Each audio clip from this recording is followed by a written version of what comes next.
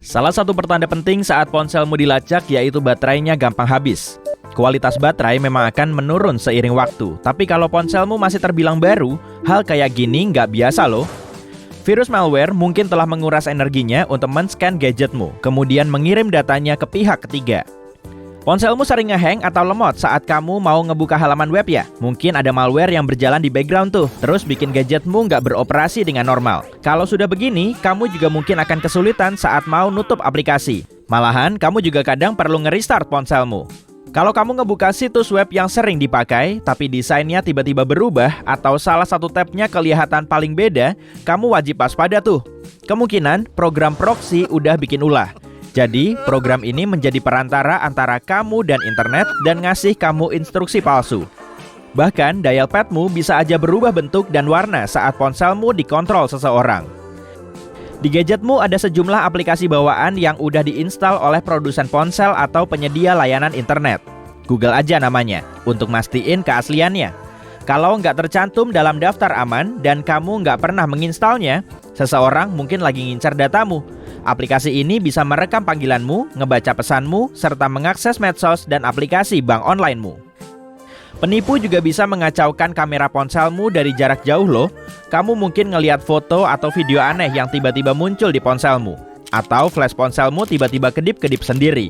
Dengan begini, aplikasi kameramu akan menguras baterai dan bikin ponselmu ngebul meski nggak dipakai. Saat seseorang mengakses gadgetmu tanpa sepengetahuanmu, dia juga bisa masuk ke semua akunmu, mulai dari email sampai aplikasi olahraga. Dan tahu-tahu kata sandi akunmu udah berubah. Akunmu mendaftar ke layanan baru atau email yang belum dibuka berubah status, jadi telah dibaca. Seseorang mungkin telah memakai datamu untuk bikin akun baru atau mendapatkan jalur kredit atas namamu. Penjahat dunia maya juga bisa memakai ponselmu untuk melakukan panggilan mahal atau mengirim SMS ke nomor premium di luar negeri. Mereka sering menjual layanan ini ke klien mereka untuk mendapat cuan. Aplikasi ilegal yang mereka pasang di ponselmu untuk ngirim data juga sangat memerlukan traffic, dan kamu baru menyadarinya di akhir bulan saat tagihan pulsamu tiba-tiba selangit. Kalau di browsermu ada bookmark ke situs web yang mencurigakan atau sering muncul pop-up, kemungkinan ini adalah bentuk lain dari malware. Penyebar adware akan mendapat uang tiap kali kamu mengekliknya, dan mereka bisa melakukan unduhan berbahaya atau nyuri data pribadimu. Saat teman dan rekan kerjamu ngasih tahu semua emailmu selalu masuk ke folder spam, itu pasti ulah penjahat dunia maya. Mereka bisa ngutak-ngatik pengaturan emailmu agar pesanmu melewati server yang nggak sah. Dengan begini, mereka bisa ngebaca semuanya. Suara aneh atau gema saat ada panggilan terputus atau sulit menghubungi orang lain padahal sinyalnya bagus juga bisa jadi peringatan. Penyebabnya bisa aja masalah teknis sih, tapi kalau disertai gejala lain, ponselmu pasti sedang dikontrol orang lain.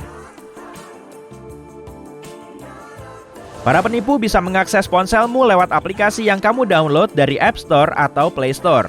Dan saat kamu mengunduhnya, aplikasi bisa mengirim data ke server asing. Di dalamnya bisa berisi alamat IP atau bahkan lokasimu. Penjahat dunia maya lainnya bikin layar phishing untuk mengakses ke browser si pengguna, kemudian membuka halaman web tertentu. Dan kalau upaya ini berhasil, mereka akan menginstal lebih banyak program jahat. Beberapa aplikasi sebetulnya nggak berbahaya kok, tapi kurang terlindungi. Penjahat dunia maya bisa nyari celah untuk masuk ke aplikasi ini, kemudian menggunakannya sebagai jalur belakang demi kepentingan mereka. Pengusaha atau orang yang kurang percaya dengan pasangannya kadang juga memasang aplikasi pelacak di ponsel mereka. Aplikasi ini bisa ngasih tahu lokasi si pemilik gadget setiap waktu.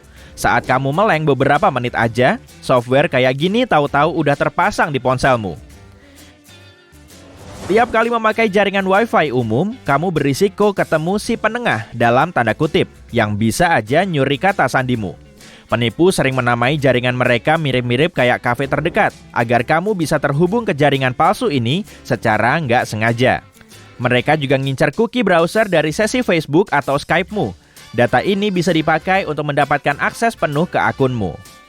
Saat kamu ngecas di tempat pengisian daya umum di bandara atau hotel, kemungkinan akan ada hal-hal lain yang ikut masuk ke ponselmu. Kabel USB standar bisa ngasih tahu nama, jenis, nomor seri, produsen, informasi sistem operasi, dan file ponselmu, serta chip ID elektroniknya. Beberapa model Android lama juga mengirimkan semua data yang tersimpan di hard drive-nya secara otomatis setelah kamu menghubungkannya ke komputer. Jadi, saat kamu ngecas di rumah atau kantor orang lain, datamu gampang banget mereka akses. Kamu juga bisa menerima SMS atau email dengan tautan yang katanya harus segera dicek, atau mungkin dokumen penting tentang cara mendapatkan pengembalian pajak.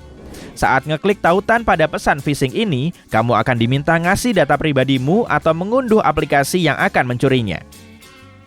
Kadang, penjahat daring bisa mengakses data di ponselmu lewat iCloud atau akun Google.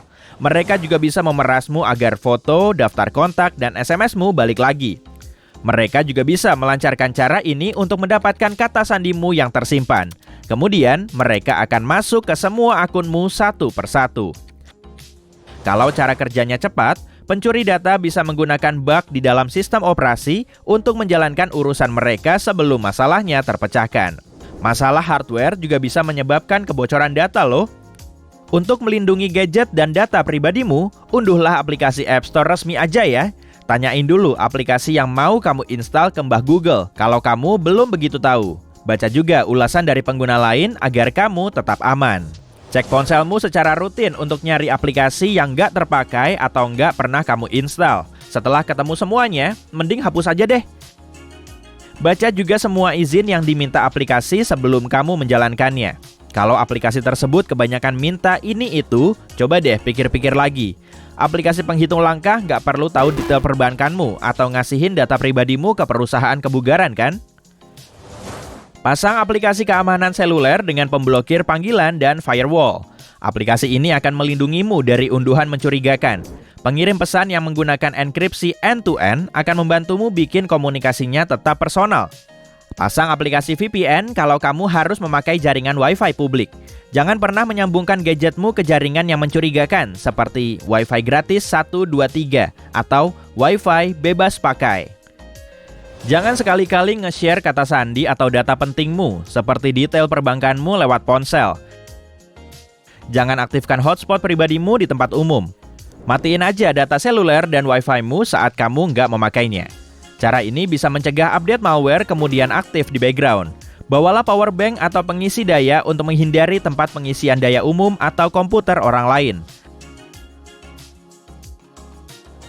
Kalau kamu curiga ponselmu lagi diretas, segera install dan jalankan software anti-malware.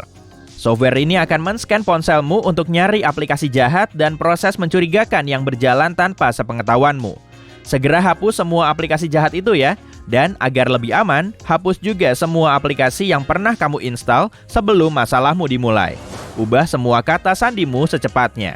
Ponselmu bisa nyaranin kata sandi yang bagus. Klik pada kotak kata sandi, lalu pilih gunakan kata sandi kuat untuk menyimpan kata sandi yang disarankan gadgetmu. Di iOS, kata sandi ini terdiri dari 19 karakter dengan 3 kumpulan berisi 6 huruf dan angka yang dipisah dengan simbol minus. Aktifkan autentikasi 2 faktor pada semua layanan penyimpanan cloudmu ya. Kalau masalahnya belum teratasi juga, reset aja ponselmu ke setelan pabrik. Tapi kamu perlu nge-backup dulu semua data pentingmu. Di iPhone, aktifkan iCloud Backup di Settings, kemudian Storage and Backup. Di Android, buka Settings, klik Account, lalu pilih akun Googlemu. Pastiin semua aplikasi dan layanannya telah disinkronisasi ya. Kamu juga bisa mentransfer foto, video, dan file penting lainnya ke komputer atau USB. Jangan lupa juga simpan kontak dan kalendermu ke cloud.